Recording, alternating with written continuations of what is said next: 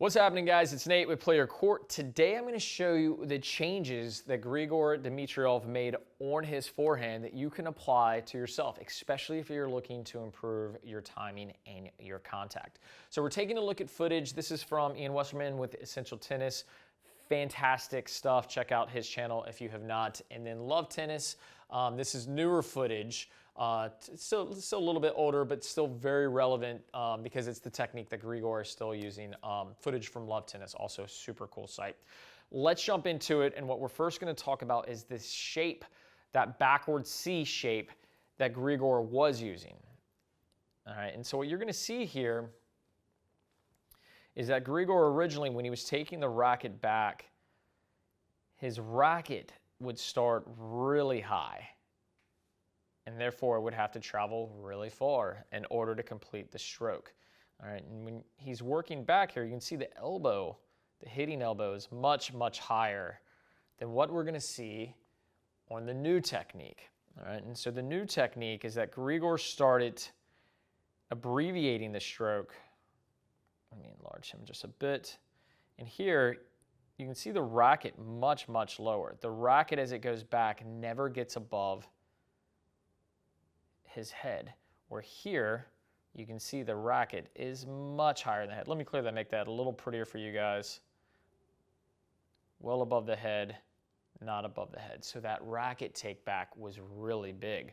Now the elbow is still up. Obviously, all great forehands have the elbow up, but the nature in which he's taking the racket back, the difference here is he's taking the racket back this way as opposed to taking the elbow into this position. It's much more abbreviated. He's changing the path of the racket. Now, something else to notice here, in a previous video, we talked about the non-dominant hand and how far it goes taking the racket back. And here we can see that Grigor's racket is his non-hitting hand is all the way back with the racket. And here we see more of kind of the traditional L shape of that left hand, taking the racket back this way as opposed to this way. And what happens is that, and that's part of the path initiating, starting really high, but when the arm goes all the way back, it has a lot further to go to clear in order to start the forward swing as well, making the stroke bigger. All right, so as we move forward here, I want you to pay attention to the strings of Grigor's rackets. All right, so here we're starting to see the strings go this way. All right, and from there it goes completely closed. Now that's the old forehand, and you can see here, you can just how straight his arm is on that take back. And with what we see Grigor doing now, you'll see the strings pointed much more to the side of the body as opposed to going back. And then the racket doesn't begin to flip until he has his forward swing. Okay, so looking at these two, you can see that on this side, his arm is a little bit more bent. Here, his arm is almost entirely straight. In fact, it'll go entirely straight there as we start the forward swing. But also notice the racket. Notice what's going on with the racket. Here, we have the racket still slightly open, and that's because the angle is a little funky, but it's more on the side of his body, whereas here, the racket is straight back and the strings are this way. So using what I have on hand, I'll just show you with this. The difference is Grigor is all the way back here with the old stroke, and now he's here. So instead of letting the racket get here, it's staying here. It's a smaller stroke. It takes less time to get to the slot. So what is the slot? The slot is the racket, the butt cap, as it starts to come around to the ball. They used to call it flashlight to the ball. What we know now is that the slot actually offsets at a 45-degree angle behind the hip, right? But this is taking him less time to get into this position to the ball. All right, so as we finish the stroke, we'll see contact.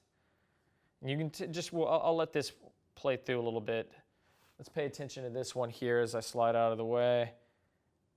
Notice how long the arm, how straight the arm stays through the entire stroke.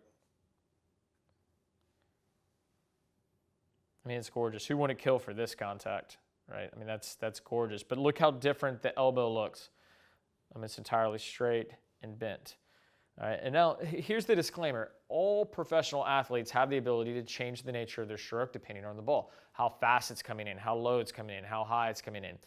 But we want our technique to be consistent, to where we're consistently making the same movement time in, time out, or waist to chest high balls. And that's what we see here. Balls in relatively the same strike zone, but the technique has changed.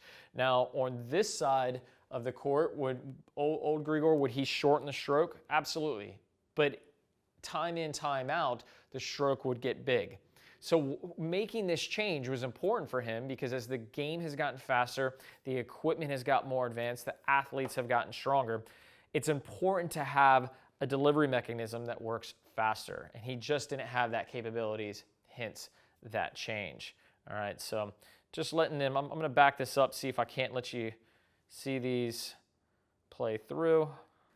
So guys, if you enjoyed today's video, you know what to do. Hit that like button, that subscribe button, and if you think this would help a friend, be sure to share it with them. I think this is important. A lot of us out there are trying to figure out our timing, our contact, and it may be that the swing is just getting too big, and the changes that Grigor made may help you as well.